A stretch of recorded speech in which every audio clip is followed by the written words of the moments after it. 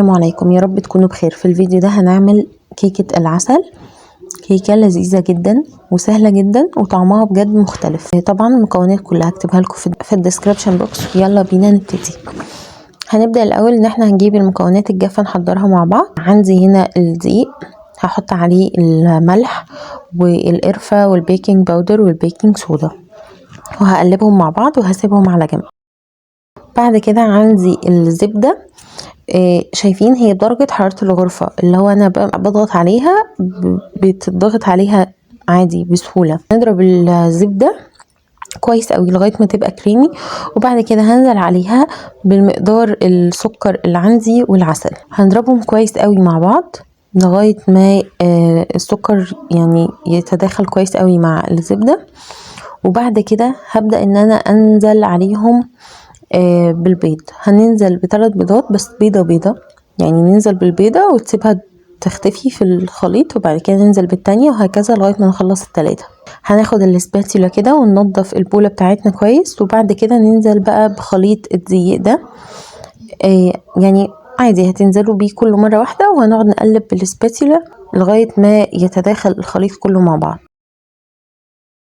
عندي بقى في صينية مقاس 20 أو 22. انا كنت مجهزاه بورق زبده، ويا ريت لو ندهن كمان ورق الزبده ده بزيت او زبده كويس. ولو ما فيش ورق زبده بس نبطن كويس الصينيه بتاعتنا بالسمنه ودقيق او بزبده ودقيق، نبطنها كويس قوي علشان الكيك ما تلزقش فيها. وبعد كده هنساوي الوش بالسباتولا كده. هندخلها فرن ساخن مسبقا على درجه حراره 175.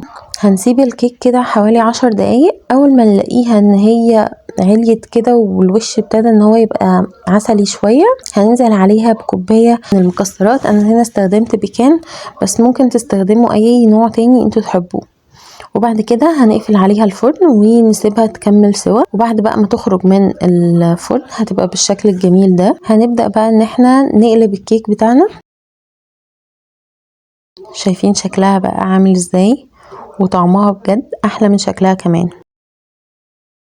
شايفين كيكة لذيذة وسهلة جدا وسريعة، ومكونات بجد متوفرة يعتبر في كل بيت، مع رشة عسل بقى على الوش كده. شايفين الجمال،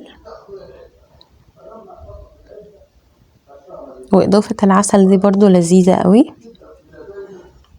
يعني ميكس حلو قوي بين العسل مع المكسرات والكيك، بجد حلو قوي. جربوها وقولوا لي رأيكم، واشوفكم على خير الفيديو الجاي.